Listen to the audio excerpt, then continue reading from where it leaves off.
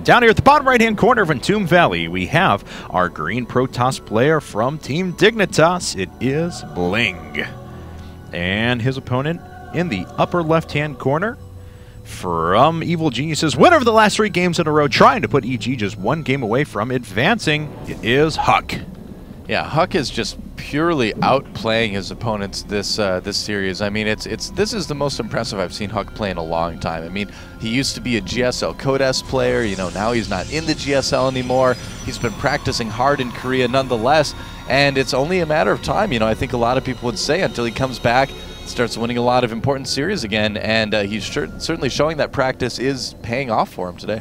Yes, he is, and he is taking control of this series. So now, of course, we want to remind people that the loser of this may be out of this tournament, but both of these teams have earned themselves a spot, at least in the Challenger division of our IPTL, which will be replacing Team Arena Challenge starting next season, as we see a 12-gate down for HuK. Looks like a 13-gate for BlinG. So the top 4 teams that we have still in the winners bracket: Slayers, Liquid, Incredible Miracle, and StarTale. StarTale, yep. They have already got themselves guaranteed positions in the Premier Division. The people that are in this round that we're watching now have to win 2 more matches in order to secure themselves a spot there. Oh, and I don't know why this reminded me of this, but I have knowledge to share on next week's Fight Club.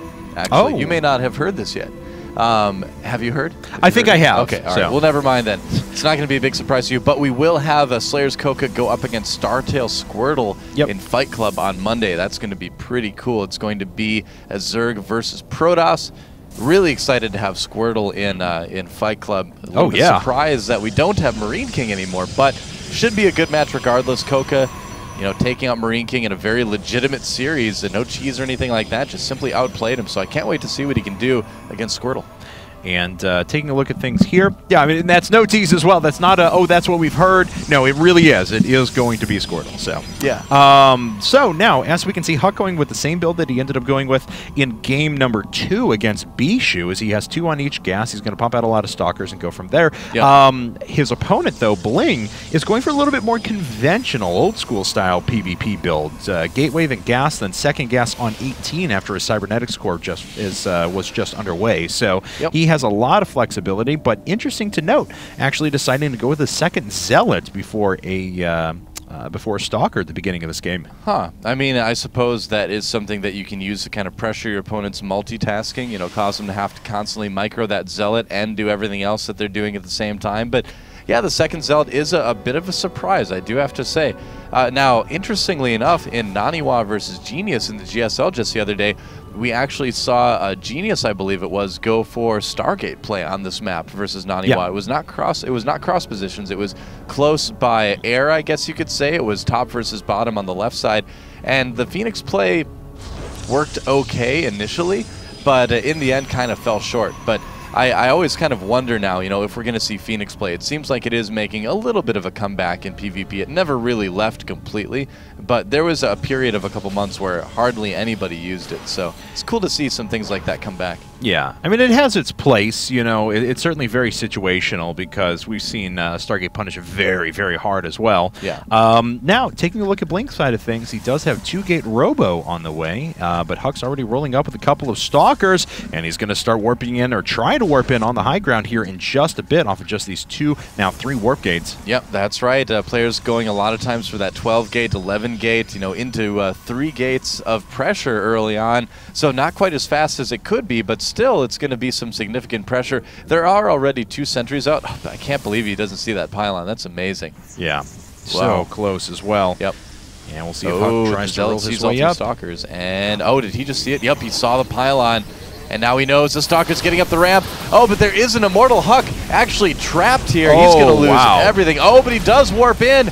Is it going to be enough trying to focus down that immortal? But this does not look good for HuK. No, not at all. As soon as he got those first 2 units captured out, and unfortunately that for HuK, I should say, that immortal just popping up right in time. But fortunately for BlinG, as he has just taken absolute control of this game. Well, I mean, this is a reason why players are going for that 2-gate Robo play into expansion, because a lot of times if your opponent does something like this, you've got your first immortal out in time that you can defend against something like this pretty easily. And now with that second immortal, BlinG can take his Nexus with a lot of confidence. HuK is going to have to maybe try to expand as well and keep up, but yep, looks like he's going to expand too. But Immortal against BlinG play is something that's a little bit tough for the Stalkers heavy player. Yes, it is, and we'll see what HuK plans to do out of this. Looks like there, finally, the Nexus does go down. His Twilight Council is finished up, and he has enough gas to go into BlinG here in just a second if he wants to. We'll see if he makes a tech switch over to Templar right away and wants to produce off these 3 gates. Should have enough for BlinG here pretty soon. Just waiting on that, and looks like another pylon going to get cleared up, unfortunately, over at BlinG's Natural. And it is DTs. Ah, okay, all right. So not BlinG play from HuK. Yeah, going for Dark Templar. Proxied. And it is indeed proxied as well. So this is going to be interesting because BlinG is going to want to make a lot of robo units, obviously, out of his robotics bait. In fact, he's going for a Colossus tech now at this point. And with HuK proxying that Dark Shrine, when BlinG sees that there is no Dark Shrine, he just sees the Templar Archive, or not the Templar Archives, Twilight Council and some gateways, he's going to make that assumption that it is BlinG too. So the fact that there's no Chrono Boost on it may kind of tip him off. HuK may decide to Chrono Boost it if he detects the Observer in there, but there's a chance that these DTs may get in unopposed. That's certainly a possibility, and first Colossus is coming up. BlinG does see, well, pretty much everything. 3 gates, Twilight Council, everything I should say that's over at the main. You know, obviously doesn't see those DTs yet. He does see that HuK made Stalkers just there, or not made Zealots just there and not Stalkers. So that, if I was scouting someone's base and I saw the Twilight Council but saw them warping in Zealots, when I had made no moves that indicated I was about to attack, that would make me a little bit suspicious. It's like, all right, well, you've got the Twilight Council, but why are you not making Stalkers? It seems like what you'd want to do. Okay, looks like BlinG is started now for HuK. Yeah. But BlinG still kind of wondering what's going on here a little bit. Yeah, really scouting everything at the moment. First Colossus is now up, and that Dark Shrine is finished. So we could very well see some DTs here in just a second. Yep. Doesn't look like BlinG suspects anything just yet. Continuing to make Colossi. HuK putting down a few more gateways. Yeah, actually, and putting down 2 more gateways, then stopping. Was about to put down a 3rd, decided not to, so he's going to be on 5 gate with BlinG, but actually hasn't, or just warped in around his Zealots, too. Hasn't made any DTs quite yet. Yeah, I guess he's just kind of waiting here for now. He has his Zelnaga tower, so he doesn't need to be concerned about any, impending attack or anything like that. He knows it's not coming immediately, but I don't know. HuK just kind of playing it patiently. Nothing wrong with that at all. And BlinG, though, I mean, his Colossus count is starting to get big. He's got his 3rd on the way. He's got his Extended Thermal Lance coming up pretty soon. I mean, he's up by 19 supply. He's up by 11 workers. Everything is looking very, very good for him. Yeah. Oh, there we go. First DT out on the map right now, contemplating making a jump for it there, but I don't think he's going to do that. No, doesn't strike me as that type of personality. He's going to go right instead. Yes, thank you. Yeah, we see that. Into the natural expansion. All right. Yeah, and it looks like HuK going to try and test the waters once again. So he's doing a similar thing as to what he did against Bishu. He's going to use this and try and get the DT in kind of around the forces and just play around for a little bit with the units that are sitting over at the natural. Worked last time, but there are 3 Colossi. HuK needs to be very careful because those Colossi will do a lot of damage immediately to those Stalkers.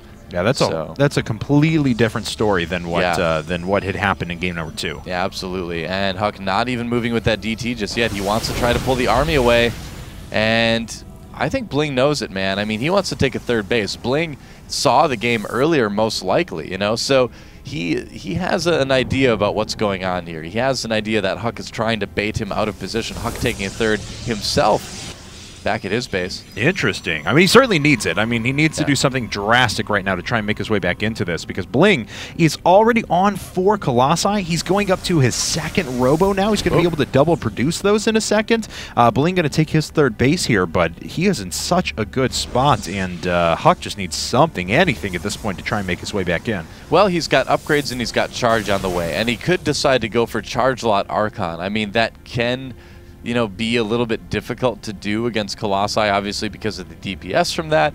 But, if you have a big fight and you counterattack with, like, Zealots and DTs into their main or something, cripple their economy, even if you don't trade as efficiently in the actual big battle, you can sometimes make enough units to defend back at home and do enough economic damage to them that you can kind of get a lead that way. So I feel like that's kind of HuK's best bet, but we'll see how he decides to play it. I mean, the double upgrades are certainly going to help. I mean, it's going to help him keep up with his opponent at the very least. Yeah, absolutely.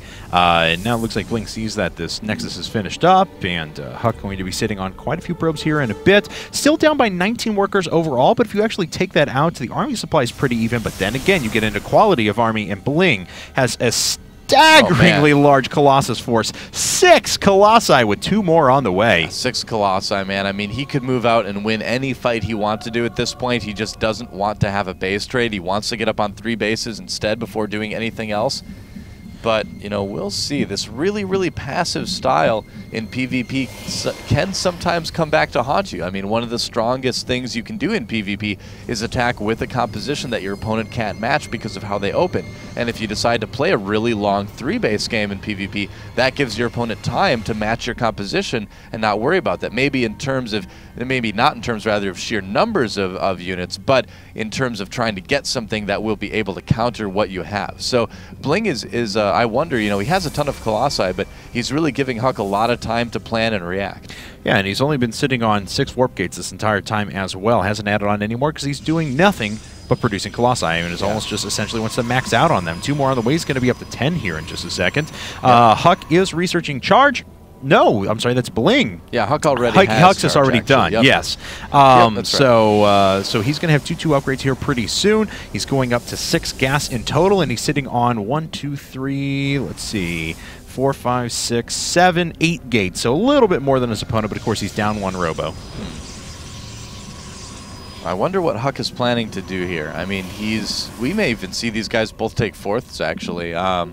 BlinG's going to have a little bit harder time taking his because HuK's got pylons everywhere, but that may not be a bad idea. Both of these players kind of looking like they want to just sit around and play passive this game. Neither one really interested in attacking it. I mean, you can't blame him when it gets to this point on Entombed Valley. Nobody really wants to attack up that ramp, you know, especially in HuK's case, because he knows the amount of Colossi that are there with Thermal Lance. So you know, there's just no reason to try to make a direct attack against your opponent right now. So we may see 4ths, we may see Warp Prism, and a little bit of micro there with that. There is a Warp Prism actually on the way for BlinG. And look at that. As soon as the army moves out, the DT moves in. Oh, but BlinG's going to pick up on it. And sees it. Yep, he already picks up on it too. He's chasing after it. There's a couple of DTs making their way in. Stalker's already warping in, and HuK, unfortunately, the DT's not going to be as effective for him this time. He is warping in a couple though. He's actually attacking in 2 places at once, so he's going to be able to deny mining for a good period of time. Yeah, tried to attack in 3 places at once actually, but you know, with the Stalkers, with the Observers, HuK's only going to be able to kill, you know, minimal amounts of probes, except for right there apparently. Wow, where are the Stalkers? Oh, it's because there's a big attack coming right now. HuK trying to get a decent angle for his... Oh, man, nice force fields actually from BlinG, preventing a lot of Zealots from getting through, but HuK continuing to move forward. But, man, that is so many Colossi. I don't know, man. I mean, those Zealots are just evaporating. The damage output of this army is just staggering. 1 Colossus has gone down. Yeah, another 50 supply advantage for BlinG at the moment. He's lost a lot of his workers. He lost 20-some-odd workers. Actually, take a look at that. 25, 26 workers. So HuK has crippled his opponent's economy, but he just has no army whatsoever to deal with this. Yeah, I mean, HuK kind of chose this as his best chance to get into the game, but the Colossus count is just so high. BlinG, he could have handled that DT in his main a little bit easier. He just kind of left the Stalkers in his natural and decided to just go for it here. And there are DTs at home for HuK, so HuK will be able to maybe hold this army back just a little bit. All BlinG needs, though, is an Observer, and he's going to be in great shape. HuK, though, with his own Observer and Stalkers walking in front of the army trying to intercept. That's actually a really clever maneuver, and unfortunately he engages a little piece of the army. The Observer is just off to his right, but BlinG knows it. He cycles around the side so that he can pick off the DTs behind. Yep, and there they go, and when those do die, I think we might see a GG from HuK. I don't think HuK can win this one. Oh man, that Colossus count is just immense, and HuK doesn't have anything that can handle it. Well, let's see here. It looks like he himself is bringing in just a bunch of Charizards and Archons. It's all he can do at the moment, unfortunately. I mean, his upgrades are pretty good as well, but this is all he can really work off of. He's at a 10-worker advantage now, so take that out, and he's actually down by about 80 supply and army. Yep. That is not a good position to be in. BlinG moving up the ramp right now, more or less unopposed.